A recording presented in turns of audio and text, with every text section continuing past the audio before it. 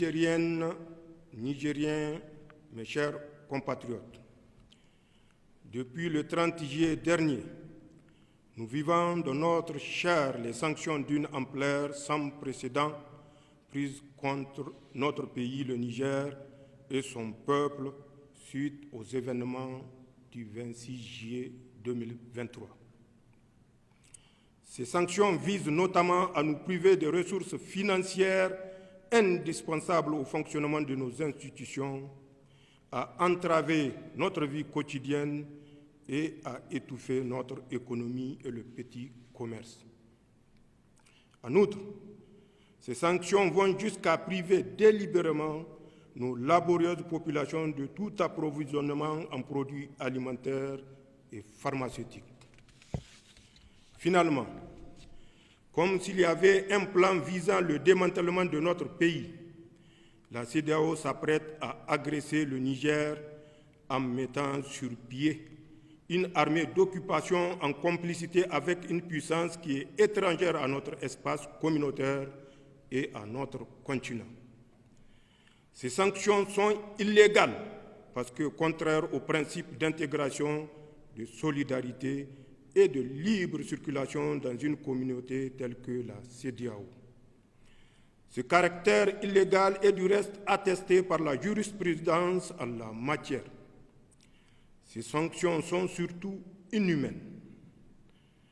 Comment comprendre en effet qu'on laisse pourrir aux frontières des produits alimentaires et pharmaceutiques de première nécessité destinés à des populations dans le besoin? Comment comprendre que l'on impose à des populations des sanctions qui vont jusqu'à les priver de courant électrique en laissant les malades mourir dans les hôpitaux? Ces sanctions ne sont pas pensées dans une optique de recherche de solutions, mais pour nous mettre à genoux et nous humilier. Comme vous le savez, elles ont été prises sans consultation préalable, ni des autorités de transition, ni des instances régionales, ni des parlements nationaux, ni des populations sœurs des pays de la communauté. Nigériennes, Nigériens, mes chers compatriotes, ceux qui ont pris ces sanctions cruelles et menacent de tuer des milliers de Nigériens espèrent ainsi les diviser et imposer à notre vaillant peuple leur volonté. Ils pensent pouvoir nous contraindre à accepter par la force ce qui est profondément inacceptable, car contraire à nos intérêts vitaux et à nos valeurs cardinales. Ils veulent isoler notre pays à un moment où notre peuple a le plus besoin de la solidarité communautaire pour mieux faire face au terrorisme et à l'insécurité. Ils ne semblent pas mesurer l'ampleur de contre-coup qu'une agression militaire contre le Niger aurait sur toute la région. Ils semblent ignorer que c'est en grande partie grâce au professionnalisme et à la vaillance de nos forces de défense et de sécurité que le Niger est resté le verrou qui empêche les hordes de terroristes de déstabiliser l'ensemble de notre région. Heureusement, dans plusieurs pays voisins, comme lointains, membres de la communauté ou non, des leaders visionnaires et des populations solidaires ont exprimé et expriment leur opposition à toute intervention qui ouvrirait une véritable boîte de Pandore. Nigériennes, Nigériens, mes chers compatriotes, il est paradoxal que les réactions excessives entretenues par certains acteurs externes qui tentent d'imposer les médias une image caricaturale du Conseil national pour la sauvegarde de la patrie et de son action soient autant en déphasage par rapport aux aspirations du peuple nigérien. La réaction populaire observée dans tout le pays démontre pourtant à suffisance que l'action des forces de défense et de sécurité regroupées au sein du Conseil national pour la sauvegarde de la patrie répond clairement à l'exaspération de l'écrasante majorité du peuple nigérien qui se sent délivré. Nigériennes, Nigériens, mes chers compatriotes, Je affirme ici que notre ambition n'est pas de confisquer le pouvoir. Je réaffirme aussi notre disponibilité à tout dialogue pour autant qu'il tienne compte des orientations voulues par le peuple nigérien, fier et résilient. Toute approche coercitive et ignorant la quête de souveraineté, de sécurité et de bonne gouvernance exprimée clairement par la population revient à ignorer les dynamiques profondes en œuvre dans les pays sahéliens abandonnés à leur propre sort depuis plus de 10 ans par ceux-là même qui, au lieu de les aider à combattre les maux qui les assaillent, veulent aujourd'hui les agresser. À la vérité, la prise de pouvoir par les forces de défense et de sécurité, aussitôt fermement soutenue par nos vaillantes populations, s'inscrit dans un contexte de rejet des modèles sécuritaires et de mauvaise gouvernance faite d'injustice, de corruption, mise en œuvre par des régimes qui se prétendent démocratiques, mais qui en réalité dévoient et discréditent la démocratie. Le Conseil national pour la sauvegarde de la patrie adhère pleinement au principe du libre choix des gouvernements par les peuples. Mais pour que le peuple puisse choisir ses dirigeants, il faut un système transparent dans lequel les opposants ne sont pas emprisonnés ou exilés, dans lequel une véritable alternance est possible et dans lequel la société civile peut librement s'exprimer et manifester sans être inquiétée. Le soutien massif des populations au Conseil national pour la sauvegarde de la patrie au Niger, comme chez nos frères maliens, burkinabés et guinéens, entre autres, traduit non pas le désir d'une gouvernance autocratique, mais un désir de démocratie véritable, porteur de bien-être pour tous. Nous en sommes parfaitement conscients.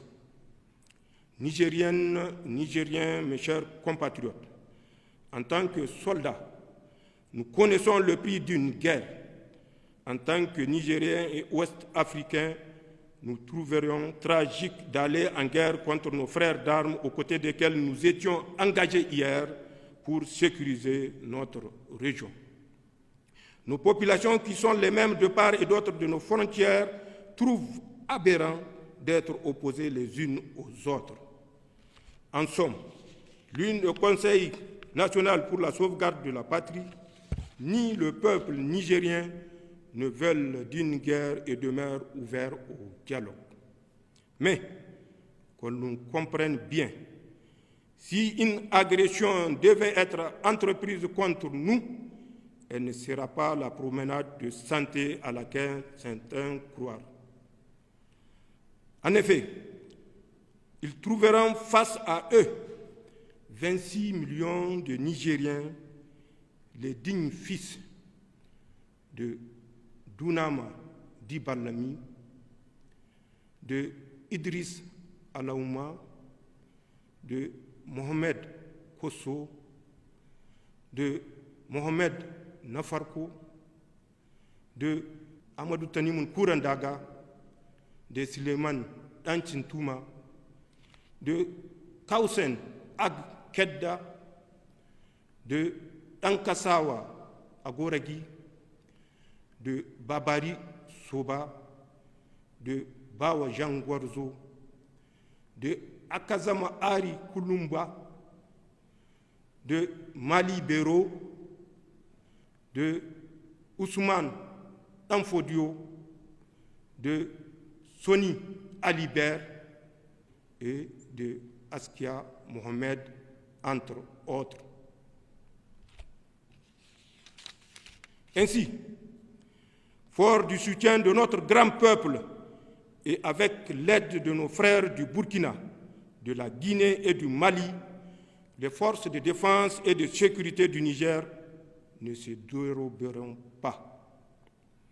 Pour ma part, une fois de plus, je tiens à vous réaffirmer, mes chers compatriotes, que tout comme les autres membres du Conseil national pour la sauvegarde de la patrie et du gouvernement, Je suis au service du Niger et de ses seuls intérêts et que je ne trahirai jamais vos espérances, Inch'Allah.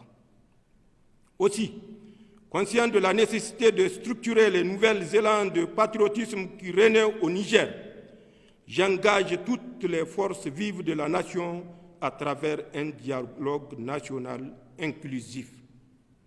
L'objectif de l'instance dédiée à ce dialogue est de consulter toutes les composantes du peuple nigérien sur les voies les meilleures permettant de poser les fondements d'une nouvelle vie constitutionnelle sur des piliers profondément ancrés dans nos valeurs traditionnelles et républicaines. Dans cette perspective, le gouvernement est d'ores et déjà instruit pour prendre les dispositions urgentes en vue de l'organisation de ce dialogue. Dans ce cadre, les forces vives qui y seront conviées s'attelleront dans un délai de 30 jours à formuler des propositions concrètes devant conduire 1. À définir les principes fondamentaux devant régir notre transition. 2. À définir la priorité de la transition dont la durée ne saurait aller au-delà de 3 ans. 3. À définir les priorités nationales durant la transition. 4. À appeler les valeurs fondamentales devant guider la refondation de la République. Nigériennes, Nigériens, mes chers compatriotes, c'est donc entre Nigériens et dans le cadre du dialogue fraternel que nous allons trouver, j'en suis convaincu, les solutions adoptées à tous les défis qui se posent à nous. Accompagnés dans notre élan de sortie de crise, et ce, dans l'intérêt de tous. Vive le peuple nigérien, vive le Conseil national pour la sauvegarde de la patrie et le gouvernement de transition, vive le Niger, je vous remercie.